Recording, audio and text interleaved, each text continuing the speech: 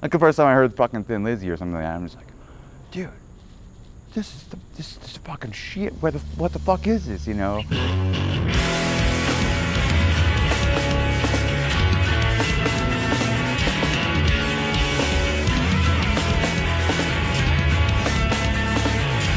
I'm Caitlin Bender, and I sing and play guitar in Calyx.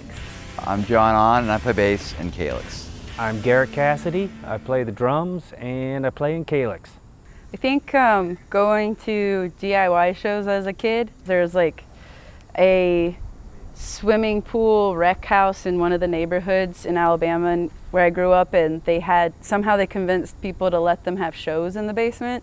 I think the kids who put it on were in high school too. They might have been in college or 19 or 20, and you're like, okay, this is happening in our town in Spanish Fort, Alabama. Like, this is sick. I wanted to be in bands after I saw that people could do it, but no one would be in a band with me. So I was like, I guess I gotta learn how to play guitar. Mountain Goats was the first song I learned, and then Madeline Adams put a zine out of all of her songs with her tabs and even how to finger pick them.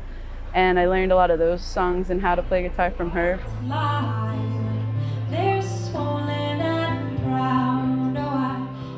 I got into drums kind of late in the game.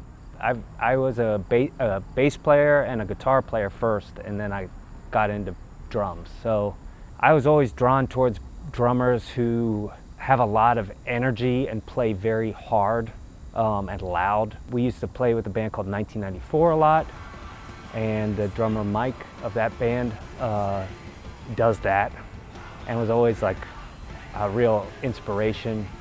From the moment I first heard them, the drummer was just like, this is my shit. This is like intricate, fast drumming.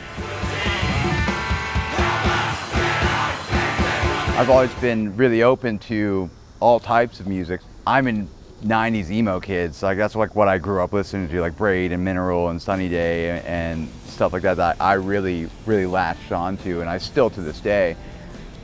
But I mean, I fucking love Billy Joel, like, you know, and David Bowie and you know, Thin Lizzy is like a huge fucking, they're like the best rock and roll band, you know, ever. And the Beatles, I fucking love it. Like, they're like, I don't know, like my favorite band is Dillinger 4. They're just like these old dudes that play great pop punk, and you know, being eclectic is like, in your taste in music, I think is important, but you know, you don't have to. But if you're just like kind of closed-minded about one specific genre, I think that's just, it's kind of defeating, I think, in a way, about like opening up to different possibilities, or even being like influenced by something else, or like something blowing your fucking mind, you know?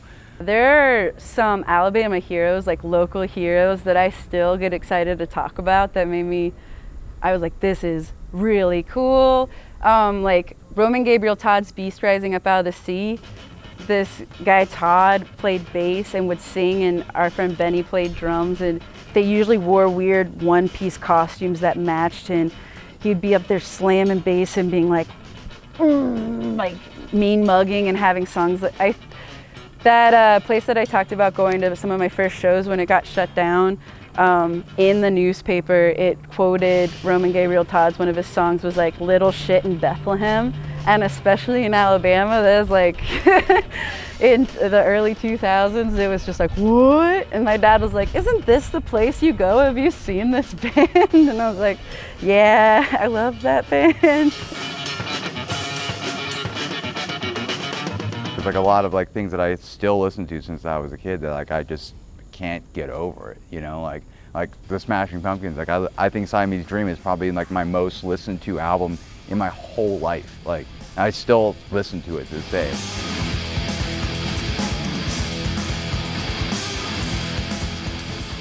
If you stay in the game long enough, like you end up meeting a lot of the people that you think are really cool. And so I can't deny that Hop Along, it was like, okay, I like doing a lot of changes in my song to keep me interested. And Frances in her songwriting is like constantly changing the rhythm or like what's going on. It's kind of fun to just start a song and be like, I don't know where the fuck this is going to take us. And then be like, okay, now it takes us quiet for a bit. And then now we're going to be loud again. And it's just kind of just let it do what we think it naturally should do.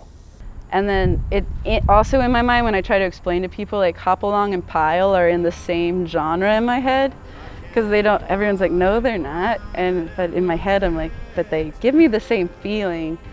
And that's like a feeling that I want to chase. So I guess I have to say Hop Along and Pile. I don't know. There's so much out there that it's awesome. Like, it's so fucking sick. Like, every day I'm like, man, I hope I can learn something or figure out, or like somebody will drop something, a new band on me, or like a new book or something like that like will blow my fucking mind. I'll be like, oh my God, like this is amazing. You know, like.